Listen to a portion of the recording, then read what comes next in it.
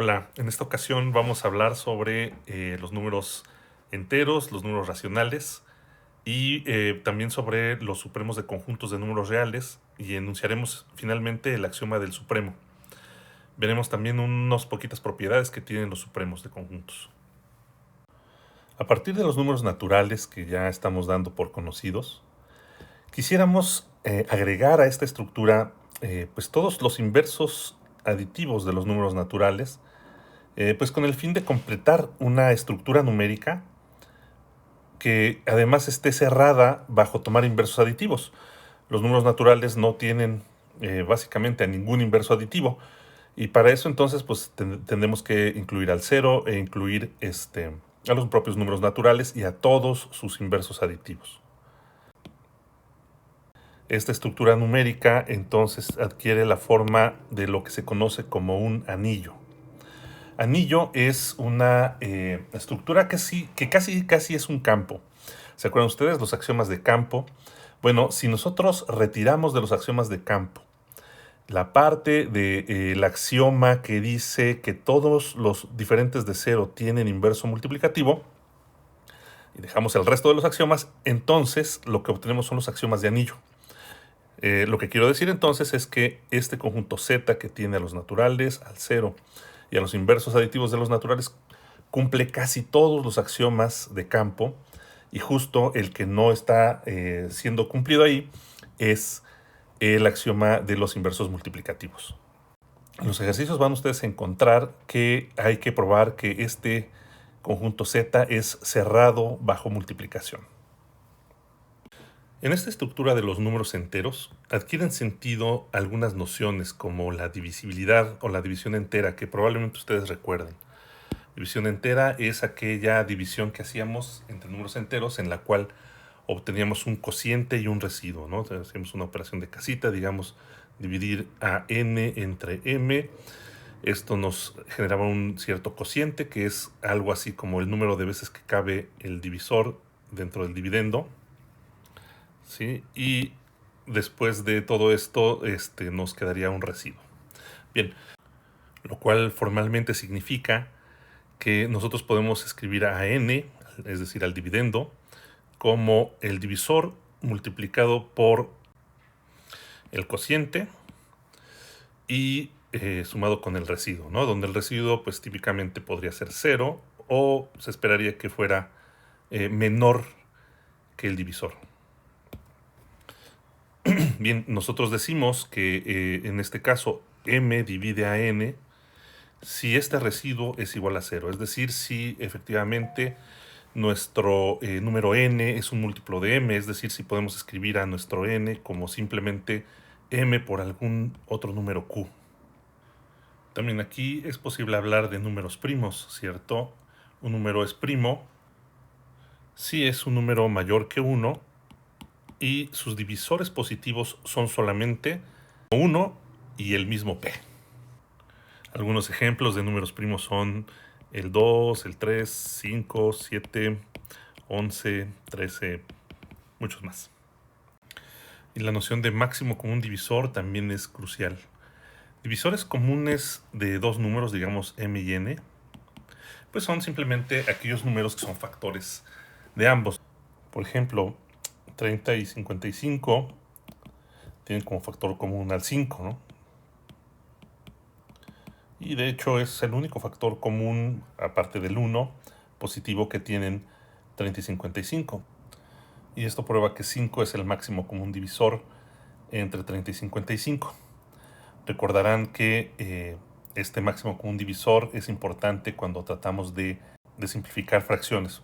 Si nosotros dividiéramos al 30 y al 55 entre 5, obtendríamos 6 y 11. Estos dos numeritos ya no tienen más factores en común positivos que el 1. Ponemos esta proposición como un teorema porque va a ser muy importante en lo sucesivo. La primera parte es una propiedad que tienen los números primos. Si nosotros tenemos un primo p que divide a un producto de otros dos números, entonces este número p tiene que dividir a uno de los dos factores. Esto no es una cosa que cumplan todos los números. Esto es una cosa muy especial de los números primos. Por ejemplo, es muy claro que 6 divide a 24, ¿cierto? Esto pues significa que 6 divide a 8 por 3, ¿cierto? Pero fíjense aquí, el 6 no divide al 8, es decir, nosotros no podemos multiplicar algo por 6 para que nos dé 8, ni tampoco el 6 divide a 3.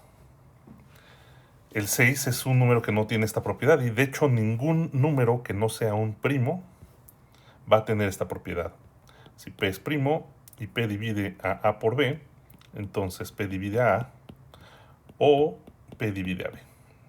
P divide a alguno de los dos. La segunda propiedad que señalamos aquí es una que tiene que ver con el máximo común divisor de dos números, digamos m y n. Si nosotros pues escribimos, ¿no?, a m y a n como productos de ese máximo común divisor k por alguna otra cosa, o bien si simplemente dividimos nosotros a ambos números m y n por ese máximo común divisor k, entonces lo que queda, que en la terminología del teorema son P y Q respectivamente, pues estos ya no tienen más factores en común que el 1.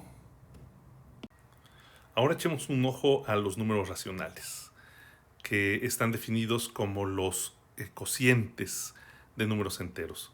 Todos aquellos números que puedan ser expresados como la división de un número entero entre otro, mientras el otro no sea el 0, es un número racional. A diferencia de los números enteros, los números racionales sí forman un campo. De hecho, este es el campo más pequeño que contiene a todos los números enteros. En la tarea se les solicitará probar que los números racionales son cerrados bajo suma, resta, multiplicación y división por cosas distintas de 0.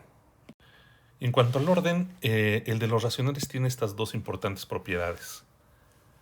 Nosotros podemos distinguir cuando un racional es menor que otro haciendo estos productos cruzados. Y por otro lado, el conjunto de los números racionales es denso en el orden, porque si nosotros tenemos dos números P y Q, digamos con P menor que Q, entonces nosotros podemos encontrar otro que también es racional y que está exactamente en medio entre P y Q. De hecho, en la tarea les solicitaremos que en algunos casos dividan un intervalo con extremos racionales en ciertas cantidades de piezas iguales. Les adelanto que todos los extremos de esos intervalos que dividen al intervalo inicial siempre van a ser números racionales. Y si los números racionales son tan maravillosos como para ser densos, como para extenderse para todos lados, ¿por qué no son ellos mismos los números reales? ¿Qué le falta entonces a los números racionales para tener a todos los números reales? Bueno, pues les falta una propiedad sumamente importante que es la completez. Consideren un triángulo rectángulo cuyos catetos miden ambos una cierta unidad. El viejo Pitágoras sabía que la hipotenusa tiene una cierta medida, digamos x, que cumple, que pues su cuadrado es igual a la suma de los cuadrados de los catetos. En este caso es 1 al cuadrado más otro 1 al cuadrado. Es decir, esa línea determinada como la hipotenusa del triángulo rectángulo con catetos iguales a 1, cumple que su cuadrado es igual a 2. Esta es evidentemente una construcción geométrica que compara un segmento de recta, ¿no? La hipotenusa de un triángulo rectángulo es un segmento de recta indudablemente, y si los números reales representan a los segmentos de recta, debería haber un número real apropiado para representar a esta x. Lo decepcionante de los racionales es que ellos no tienen a alguien con esta propiedad. Formalmente lo que quiero decir es esto: que no hay un número racional cuyo cuadrado sea 2. Hagamos una demostración de este teorema. Por algún teorema de la clase anterior, si nosotros tuviéramos un número cuyo cuadrado es 2, pues tendríamos en particular uno positivo. De hecho, tendríamos uno negativo y uno positivo. Pensemos entonces, con ánimos de llegar a una contradicción, que para ciertos números enteros m y n, el número racional m entre n elevado al cuadrado nos da 2. Con m y n números positivos enteros que ya no tienen factores en común.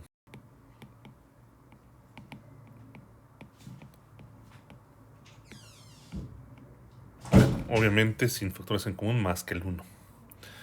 Ok, bueno, entonces, bueno, m entre n al cuadrado es lo mismo que m cuadrada entre n al cuadrado. Y si esto es igual a 2, entonces m cuadrada es igual a 2 veces n al cuadrado.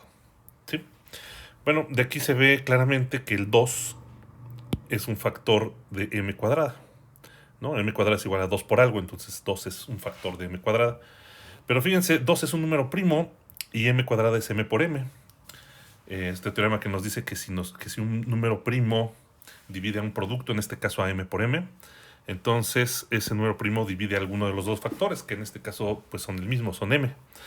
Entonces de aquí deducimos que el 2 divide a m, ¿sale? Bueno, si 2 divide a m, entonces nosotros podemos escribir a m cuadrada como 2 por algún otro número, digamos p, elevado al cuadrado, que es lo mismo que 4 por p cuadrada. Y así entonces nosotros tenemos que 4 por p cuadrada es igual a 2n cuadrada. Pero podemos cancelar un 2 en ambos lados de la ecuación y nos quedaría que 2p cuadrada es igual a n cuadrada. De esta ecuación vuelve a desprenderse que el 2 es un factor de en este caso, n cuadrada. Y por el mismo argumento que hicimos anteriormente, el 2 debería de dividir a n.